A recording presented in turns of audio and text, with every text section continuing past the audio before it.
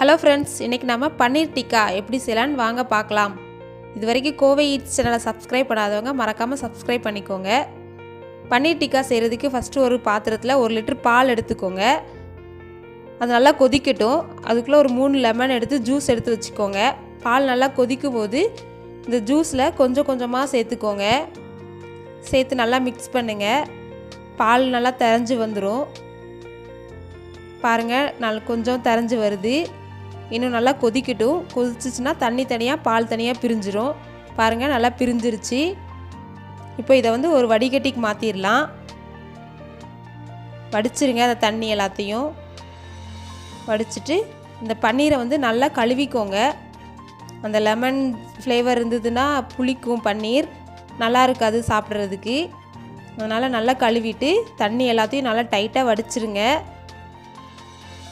நல்லா பிழிஞ்சு விட்டுக்கோங்க. தண்ணியெல்லாம் பிழிஞ்சிட்டு மேலே ஒரு வெயிட் வச்சுருங்க. இது அப்படியே இருக்கட்டும் ஒரு மணி நேரம். பாருங்கள், தண்ணியெல்லாம் நல்லா பிரிஞ்சிருச்சு. பன்னீர் நல்லா ரெடி ஆயிடுச்சு.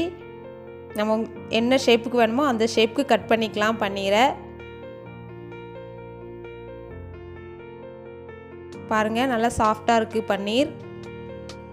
இது அப்படியே இருக்கட்டும். ஒரு பாத்திரத்தில் 2 ஸ்பூன் நல்லா திக்கான தயிர் எடுத்துக்கோங்க. தண்ணி எதுவும் இல்லாமல் நல்லா திக்கான தயிர். அது கூட 1 ஸ்பூன் வத்தல் பொடி போட்டுக்கோங்க. 1/4 ஸ்பூன் மல்லிப்பொடி போட்டுக்கோங்க. 1/4 spoon சீரகப்பொடி, 1/2 spoon garam masala, 1/2 spoon இஞ்சி பூண்டு பேஸ்ட்டு,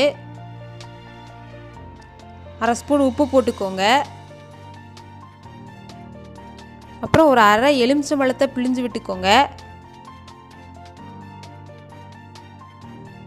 அதுக்கப்புறம் ஒரு பெரிய வெங்காயத்தை எடுத்து க்யூபாக கட் பண்ணி சேர்த்துக்கோங்க. அதே மாதிரி ஒரு குடமிளகாவையும் க்யூபாக கட் பண்ணி அதையும் போட்டுக்கோங்க.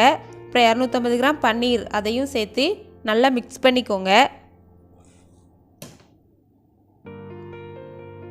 நல்லா எல்லாம் கோட்டார மாதிரி நல்லா மிக்ஸ் பண்ணி வச்சுக்கோங்க. இது ஒரு 30 நிமிஷம் அப்படியே இருக்கட்டும்.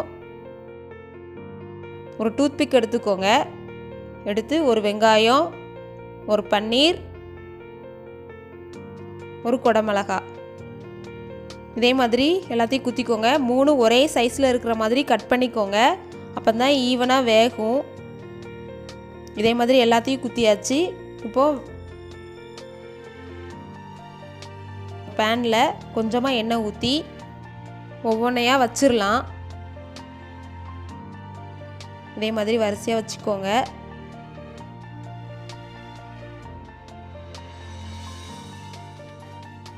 ஒவ்வொரு சைடாக மாற்றிக்கலாம். ஏன்னா எல்லா பக்கமும் வேகணும். பாருங்கள், நல்லா எல்லா பக்கமும் வெந்துருச்சுது, ரெடி ஆயிருச்சுது. இதே மாதிரி எல்லாத்தையும் தவால போட்டு எடுத்து வச்சுக்கலாம். பாருங்கள், சுவையான பன்னீர் டிக்கா சாப்பிட்றதுக்கு ரெடி. நீங்களும் இதே மாதிரி இந்த ரெசிபியை ட்ரை பண்ணி பாருங்கள். எப்படி இருந்ததுன்னு கமெண்ட் பண்ணுங்கள். இந்த வீடியோ பிடிச்சிருந்துச்சுன்னா லைக் பண்ணுங்கள், ஷேர் பண்ணுங்கள். தேங்க்யூ.